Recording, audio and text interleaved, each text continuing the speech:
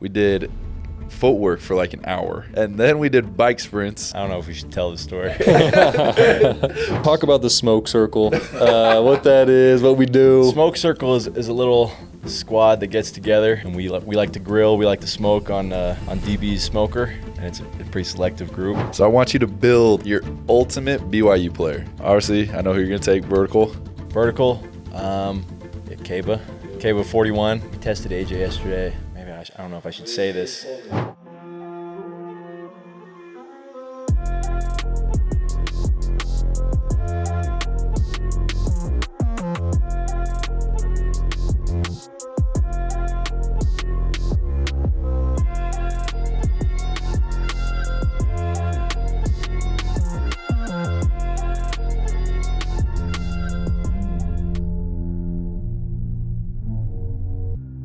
Welcome back, everybody. It's been a long 2 weeks, but welcome back to Life Beyond the Three, presented by the Center Street Media.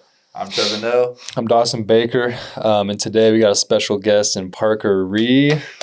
Yeah, Park. Big Welcome time. to the pod, bro. So for a lot of you that don't know him, I'll let him introduce himself. He's a special guy on the team, and we love him lots, so please introduce yourself. Parker Rhee, strength conditioning sports science assistant. Oh, wait, say it again one more time. Right. Okay. That's it. Going into my, I think, fourth season with the team. Wow, fourth. So been here a while. Happy to be here. Let's go. And Park, so why? I've never heard the sports science part. Like, can you elaborate on that part a little bit? Usually I just say strength conditioning, but I think WIS's official title is strength conditioning sports science, so I've been saying that. And It has a nice ring to it. And I've been having to do a lot more sports science, so Love it. I think it's a big part of my job, and so now I'm trying to market that. A little foreshadowing. That's sweet. Wait till the next part of this pod. We'll let you guys know what the sports science part of it is. But you kind of moved around a lot, right? So kind of talk about, you call Virginia your home, but like talk a little bit about where you're from and kind of your background going from how you got from VCU all the way to here. Yeah, I grew up all over. My dad is a diplomat, actually, so I moved around every couple of years. So Virginia, D.C. area has always been home base, but I grew up overseas a lot. Went to high school in Austria for 2 years, and then came out to Utah for school originally, and then I was in Virginia. I spent a summer at VCU interning, spent a year at Georgetown interning. And Utah's kind of my second home, so I've been here ever since, and happy to be here. Wait, talk before we get into this. Talk a little bit about Austria. Like, that's pretty cool. I actually didn't know that about you. Yeah. So my first years of high school, I lived in Austria in Vienna. I loved it out there. Europe's super cool. I think it was good for me just to experience different ways of life and different cultures, and I think that kind of shaped me into who I am, and just learning about other people's ways of life and learning about diversity, and I think all that was really good. So. What is even like the culture over in Austria? Like, is it kind of like, for me, like I've been over in Italy, is it kind of like an Italian vibe? Like, yeah, I'd say it's pretty similar. Germany and Austria are very similar. There's a lot of little things that separate it. I love telling people honestly about basketball culture out there is very different in Europe, and so.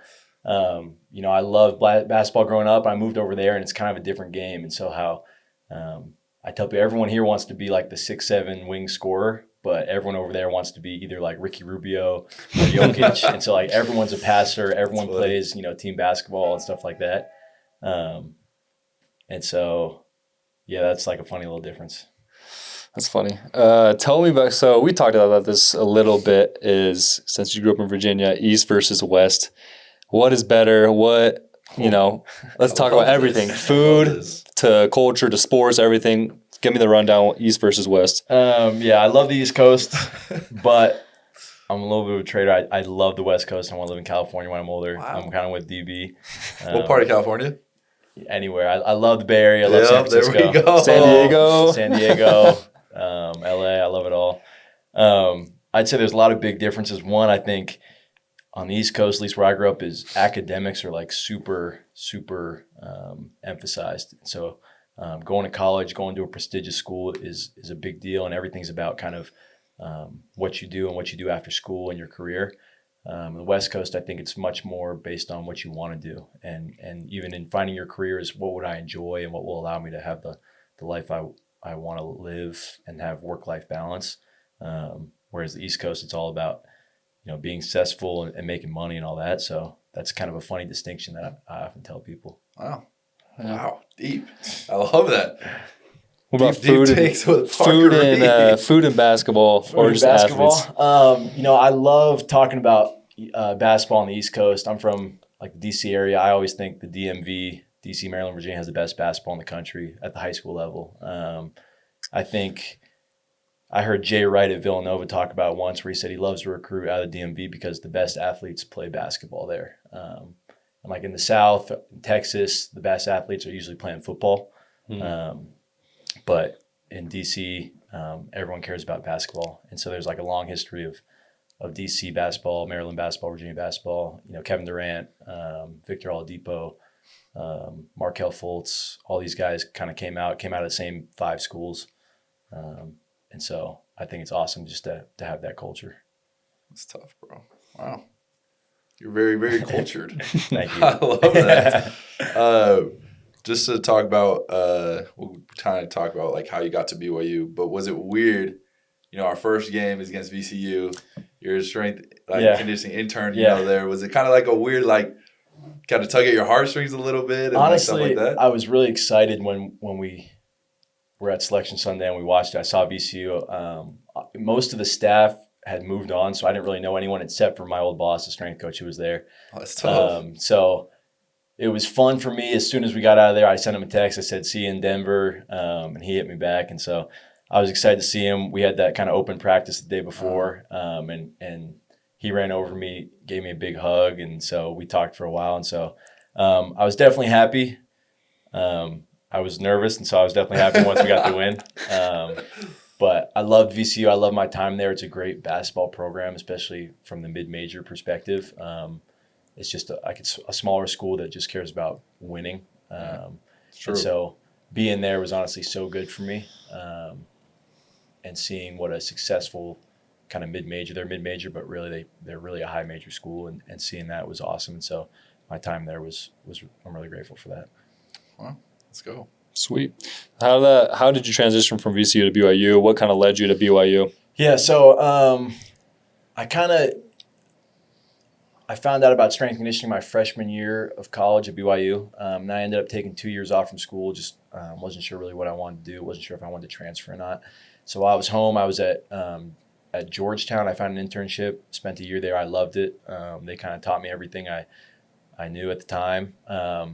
Came back to BYU, and then I was looking for a summer internship, and VCU had an opening. So I went down there. I knew their coach was really well respected, and I would learn a lot. And I had the goal of going there for the summer and trying to come back and work with the team here. And so my boss at VCU had gone against Shork back when Shork was at SLU. Oh, we'll get to Shork. Shout out to Coach Shork. And so he's like, "Oh yeah, I know Coach Shork. He's a great coach. Hit him up." So I texted him. I said, "Hey, I'm here at VCU for the summer. I'm working with Coach Roos, my old boss, and when I get back, I'd love to come work for you. I'd love to come see you and talk to you." And he hit me back and said, "Great to hear from you. Coach Roos is a great coach. Learn as much as you can. Let's stay in touch. And when you get back to BYU, let's talk." And so I got back in August, kind of said, "Hey, I'm back. I'd love to come in." And so I just kind of came in one day and kind of shadowed. And then he said, "All right, well, if you want to come back tomorrow, you can come back tomorrow." And I kind of just kept coming back. And so after a couple of weeks, he said, "All right, well, we're about kind of going to get into the season and two-a-days and all that. And so if you're in, then let me know and you can be in, and I'll hire you." And kind of been history ever since. I said, yeah, and stuck around. It's like a life lesson. Literally, you just keep coming back, keep coming. Eventually the door will open. Yeah, I think that's a really cool thing that you got to experience. Let's lighten the mood a little bit. Talk about Coach Shork. Yeah. Eric Shork. Eric, I hope you watch this, my man. First, talk about who Coach Shork is. I don't think you really I got probably a month of Coach Shork when I transferred in. A month of him. All right. I got 4 years. But I would say he's very like old school, hard nosed, like kind of once he wants you to like work as hard as you can to like almost earn his respect. Mm-hmm. So you got to earn it before you kind of like get a little bit more leeway. Yeah. But what are some funny stories you have? And I'll give you some funny stories I have. Yeah. First, definitely shout out to Coach Shork. One of my mentors taught me so much and really cares a lot about me and has helped me in so many ways. And just got the job up at Utah, so shout out to him. Yeah, that's great. Coach Shork, I tell people this story. My first couple months were brutal under him just because he demanded so much and he wants everyone to be great around him. And so when you're not great, he lets you know. And that's the same thing for the players, just like me. And so I tell everyone the story about it was within my first month. And during practice, we had to set up some lights. We used to do the fit lights, which kind of, reaction lights that you do. And I was in charge of setting them up. And during practice, everyone was going to have a station. We were going to have a station, and people were going to be working with us. And so I got the fit lights all running and working. I've triple checked them. And practice starts. Quadruple checked them. And they start, we start going, and we get our first group, and Coach Pope walks over to watch our group do the lights, and the lights just stop working. And at that point, Coach Shork's holding the tablet, and he's trying to figure it out. And I'm just sitting there mortified because I totally had messed up. And I don't know what I messed up. I thought it was good. I triple checked, but it just didn't work. And so he definitely let me know that wasn't okay and we have to be better. And we can't really, while everyone makes mistakes, we got to be able to work through them and figure things out. And so that was honestly a great lesson for me just because, stuff's not always going to go your way. And so you just got to take the punches and you got to get better. And you can't just dwell on that. It's just, okay, well, tomorrow the lights got to work. You just got to find a way to kind of. Your life is very much like life lessons. So everybody, you got to learn a lot. I'm sure that was like a tough first kind of boss, I guess, to have, but everything after probably in your career so far is like has not compared to it. Yeah, honestly, I tell people like every boss because I'd worked for two guys before him, and every boss I had was perfect for me in the moment. And so honestly, Coach Shork was perfect because my boss at VCU was so great, and I loved working for him. I learned so much under him, but he was very relaxed and very, I don't want to say chill, but, we had a trust. He didn't really care about the little details as far as, what I was doing as much, as long as I could get the job done or whatever. And so Coach Shork kind of was the opposite of that. And so at the time, that was what I needed was try to be able to handle high pressure situations and work really hard and really care about all the details. He was a big details guy. And so, honestly, I'm really grateful for it. I think it was super tough for a couple months, but once you learn what he wants and learn how he wants things done, you're definitely better for it because that attention to detail is always gonna help you out. Yeah, I remember a little side story with me and Coach Shork being a player.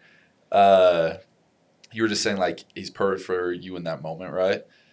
And so thinking about it, I was like, oh, maybe Parker's gone to something when you said that because I was thinking about when you like start playing or something like that. Sometimes when you live a life that's like, I want to say like in Utah, you're very like you're in a bubble, right? And so it's almost like a lot of kids, even when the kids I train, they're like almost too cool when they start playing and stuff like that. And so Coach Shork really kind of beats that out of you. And he's like, hey, we're going to work so hard that like there's no like breaks, there's no like cool mentality. Like once you step over the lines, you're going to work. And where were you? Do you remember when I like passed out? No. That was my freshman year. I broke my thumb, so I was with Coach Shork for 3 weeks. And I remember we did footwork for like an hour. And then we did bike sprints. I don't know if we should tell this story. We did 100 leg presses, and we ran into the treadmill circuit. And I remember I got to the last sprint on the I'm not going to talk about the treadmill circuit. And I like couldn't hold on. Like I couldn't like do it without holding on. And he's like, you know what? Like just get out. Like go to the training room if you can't finish it. I remember I take one step, and I like swear I blacked out. Get to the training room, and all I hear is Coach Shork go to the team and say, guys, we lost a soldier today. Like no context, no nothing. Just we lost a soldier. Yeah, I think one thing I always tell people, and there's one thing that was great about Coach Shork is there were so many times where we were in the weight room and he was pushing someone and he said, we got to finish this X amount of reps or amount of weight.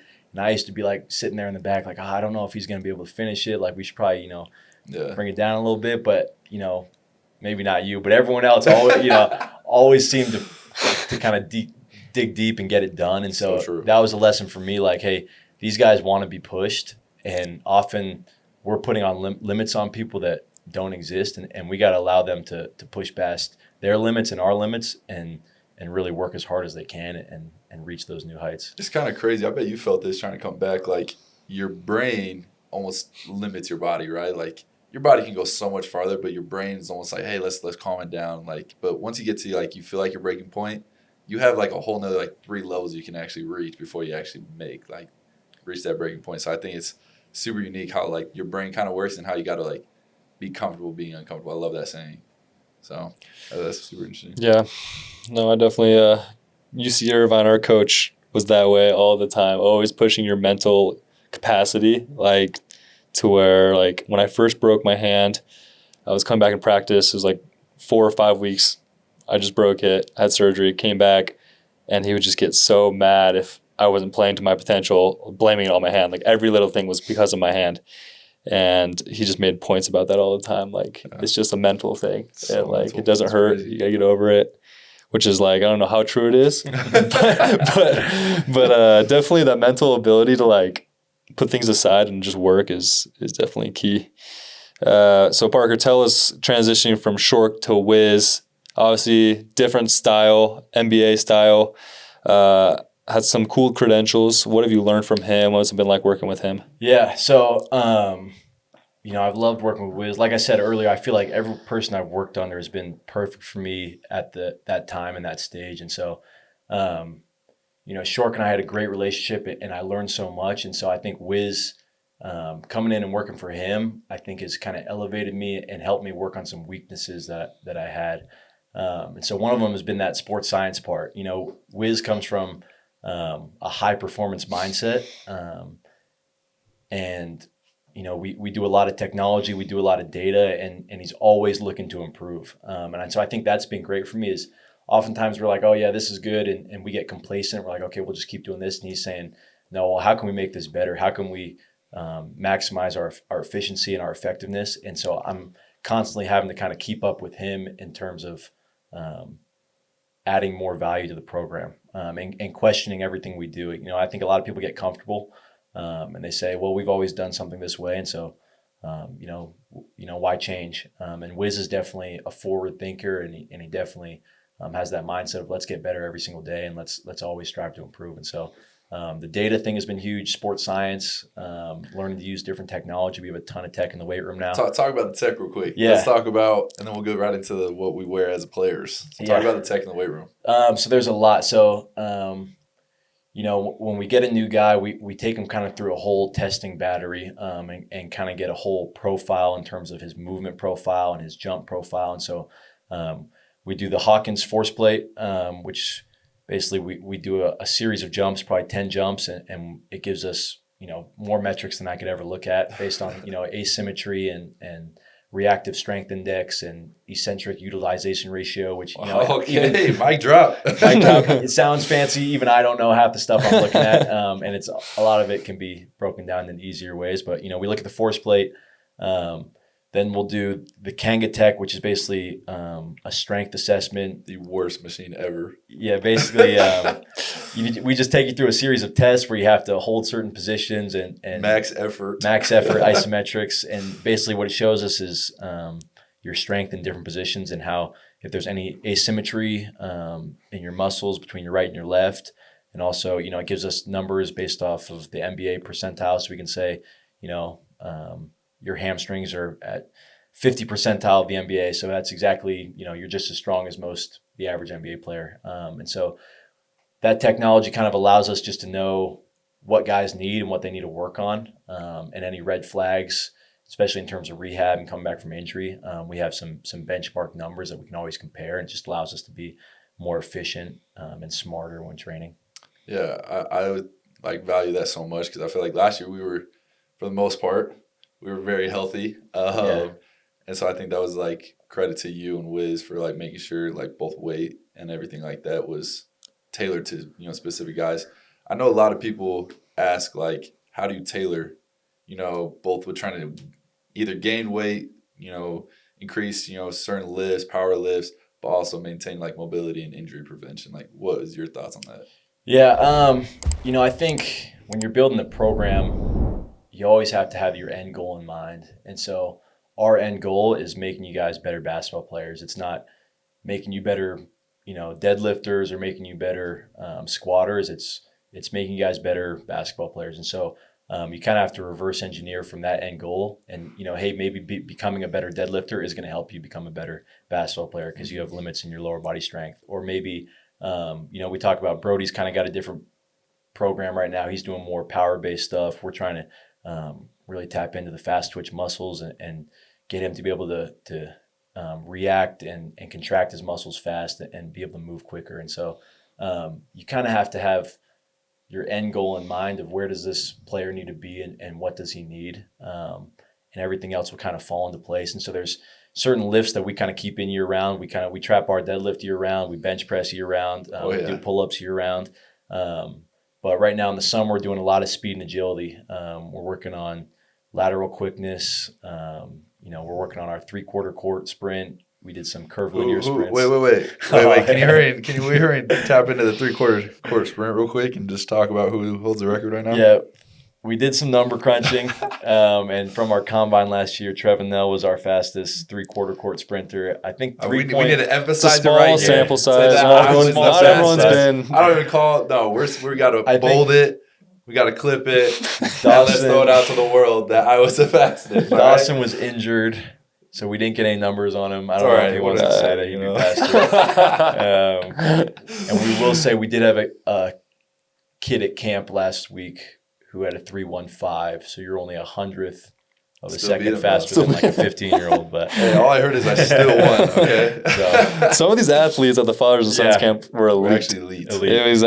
It was a cool station because we got to see these dads try really hard, and some of these kids were super impressive. Some of these dads were impressive too. But real quick, we kind of like skipped over, but like I know so many people talk about the little chip in our back. The catapult. The catapult. Yeah. So I'm very superstitious, but like.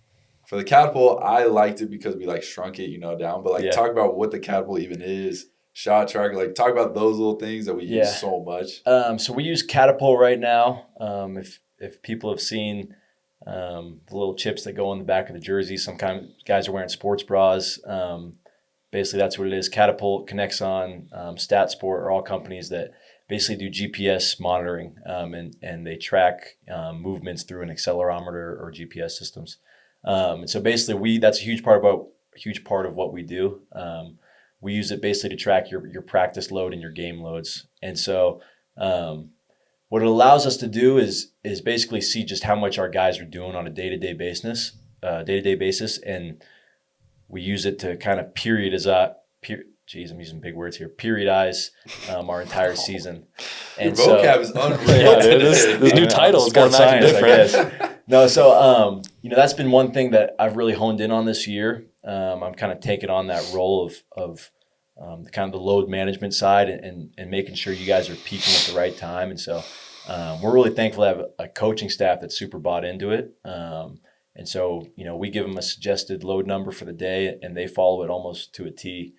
And so I think that was helpful in terms of keeping you guys healthy and fresh. I know you guys talked about just feeling your body's feeling good going into March Madness and stuff like that. And so, we start off with heavier loads in, September and October and during non-conference. And then so by the time Big 12 play is coming, we're shortening practice, making sure we're accounting for those higher game loads. And then we really drop it down in March so that you guys are fresh and you're running around and our goal is to make you guys feel the best that you have all year at the most important time of the year. So the little chips help us do that. Sports science right here, baby. Yeah. So I'm glad you're on because these are like the things that like, even when I first came to BYU, like all this technology stuff is like so unique and like it's not across college you see this. So it's super cool that like the fans get to see from the real perspective of what we kind of go through. Is there anything else that you can think of that the average fan wouldn't like understand about our kind of conditioning and all that? Yeah, I think honestly, what people underestimate is just how much you guys are doing. So true. I think especially, when we get in that fall period where the hours get ramped up and we're There's going. no games. There's no games, just all practice. And from a sports performance standpoint, that's where we want our highest loads because we want to expose you to really high volume of running and just being on your feet and lifting. And so, and we won't really have that time the rest of the season to push you guys like that because you're going to be playing. And so I don't think people realize that, you guys are coming in and we're getting an hour lift in and then you're practicing for an hour, hour and a half, hour 45. Then you guys are going through treatment, going to class, coming back. Most of you guys will get shots up, maybe do an individual with your coaches. And so,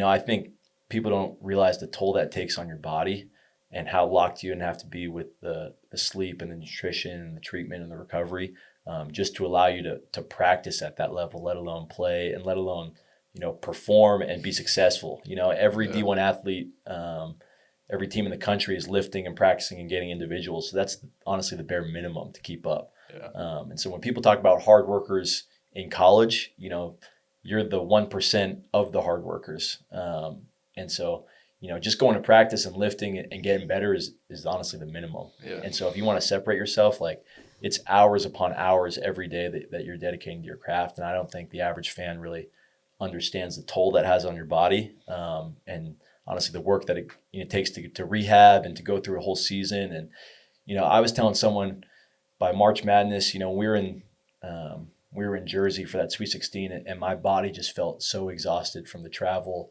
and the schedule and just, we've been going for months and months. And I was thinking to myself, like, I haven't even played a single game, like my body is exhausted and I haven't actually done anything to it. I'm not lifting like you guys are. I'm not practicing. I'm not playing. And so I can't imagine just having that exhaustion on top of the exhaustion of playing for 8 months out of the year and nonstop and just at the highest level. So it's really a testament to how hard you guys work and how much you're willing to go through to be successul. Yeah. I appreciate you, bro. We couldn't do it without you. Literally the sports science stuff, I think is a game changer for a lot of us. But we got a crazy fun question now. Okay, we're gonna lighten the mood. We got all the sports science kind of out on the table. So I want you to build your ultimate BYU player. Okay, I'm only gonna take from this year. Okay, This past year. This upcoming year. Upcoming year. We don't even have all guys yet, so You gotta decide. Gotta go from what you got. Okay. So first, you're just gonna go the main attributes, physical attributes: height, speed, and vertical. You can only take one thing from one player, and that player's done for the rest of the time. Then we're gonna go to skill. Okay. So first, we're gonna start with height. Height. Obviously Xavion's 6'11" probably. I think sometimes you get that tall and you can't move as well. So I might have to take AJ because he's 6'9". You can't take anything else from AJ. Okay, all right, yeah. Oh, you're building your ultimate. You can take him because he could have maybe speed. You can add speed somewhere else. I got one for this height. Give me Mikhailo's height. Give me 6'10", 6'11". Okay, that's a good one. I was thinking of Adim, but I was going to take Adim. Yeah. I like that, Mihai. Okay. Now let's go right into speed. I'm sorry, I'm not there. So you're only good for 20 meters. I'm trying to think. Sprint to that corner, bro. Then I'm so stationary. I'll take Dominique. Dom. We did some sprints today, and he was cooking. I love it. So I'll take him. Obviously, I know who you're going to take. Vertical.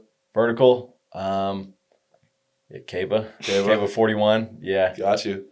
I think we tested AJ yesterday. Maybe I don't know if I should say this. Wiz told me crazy. I think he had about 39 on his max approach vert. So he's close to Keba, but for now I'll take. And that was at 7:30 ish in the morning. Yeah, that was 7:30 in the morning. Hopefully he ate breakfast, but yeah. So I still got Keba. Okay, so literally we got Mihai's height. Yeah.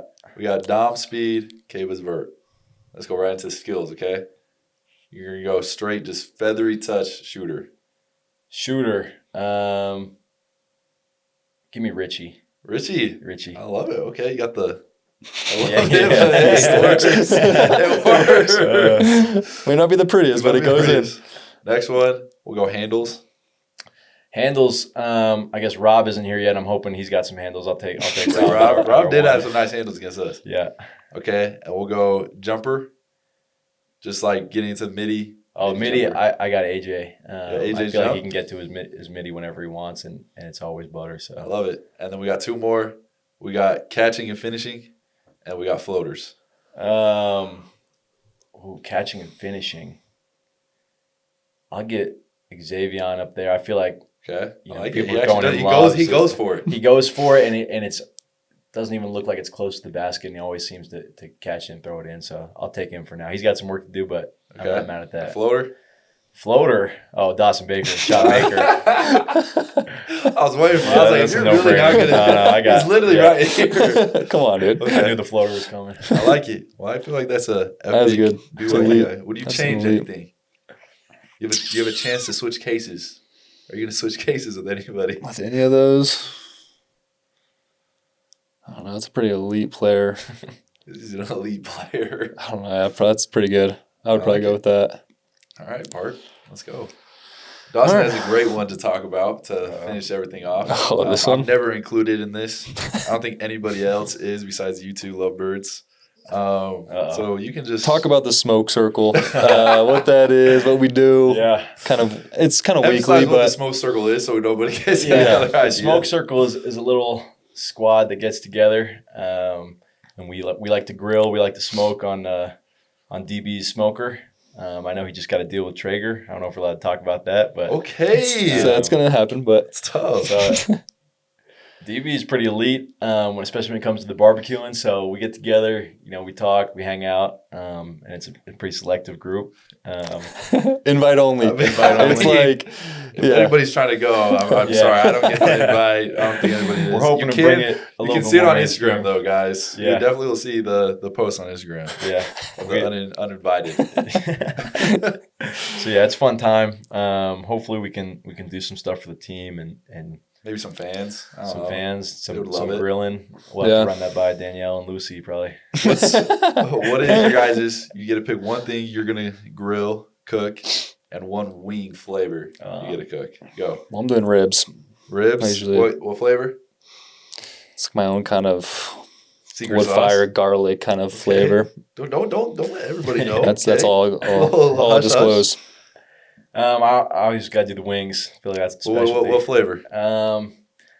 I know Trev likes the lemon pepper. So I do like the lemon- good. lemon pepper is good. Legendary. I like the lemon pepper. I think I do a good kind of honey buffalo. Honey buffalo. They did like Asian zing or something. Asian zing is good. That was really good. Parker's wings are elite. Yeah.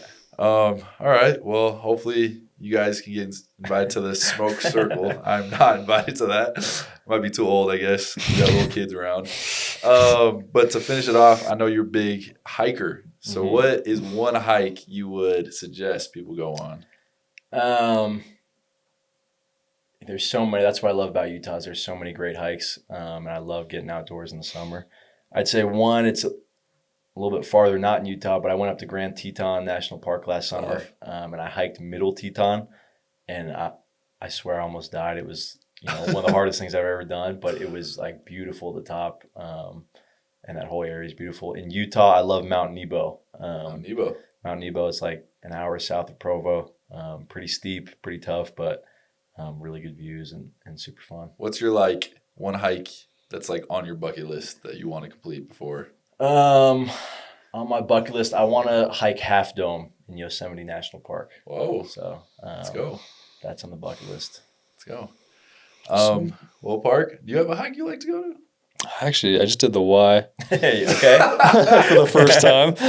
Yeah, how was that? It was good. It was good rehab for me to walk up. You That's know, fair. The Y is It was no good. joke. It's no joke. I it think isn't. It was a lot harder than I expected. we're gonna try to do it with the team sometime this summer. Get the new guys out there and That'd be show good. them Yeah, a Provo. good little bonding experience on the Y. I'm glad you got. You should do a different hike. I got You the little. Tim, No, the they're Y, not there's ready. nothing up there to see, and once you get up there, you're like, wow, this is cool. All right, let's sit down. If you guys want to ask me my bucket Oh, yeah, list what's hike- your bucket list, man? Sorry. my bucket list hike. Okay, mine is Kilimanjaro. I Okay. think that'd be sick.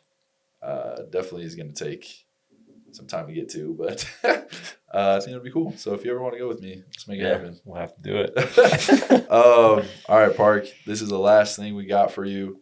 just talk to the camera, just give advice to some players, kind of their strength conditioning, just your aspect of the game, how they can, get to this level. So, I think the main thing is just consistency, and working and putting in the hours. I think you don't have to chase like the fanciest program and the coolest exercises. It's just about being consistent in the basic movements and being good at them. So, at a young age, it's being good at push-ups, pull-ups, squats, deadlifts, jumping and landing, simple stuff like that, and being consistent at it over time. That's gonna help you a lot more than whatever crazy exercise is coming out. And so, and that translates all the way through college and all the way through the professional level. Is you're always going to be doing some sort of variation of those movements. And so, being consistent, being smart, and then taking care of your body, eating, sleeping, really taking care of the sleeping part. I think that's one thing that young players miss out on, is getting 8 hours of sleep, and fueling their body properly with the nutrition it needs. So, great. Wow. Sweet. Well, Park, thanks you for coming on the pod. Being a pleasure to be here. Key on the pod. Appreciate it. Thanks for joining us on Life Beyond the Three, presented by Center Street Media.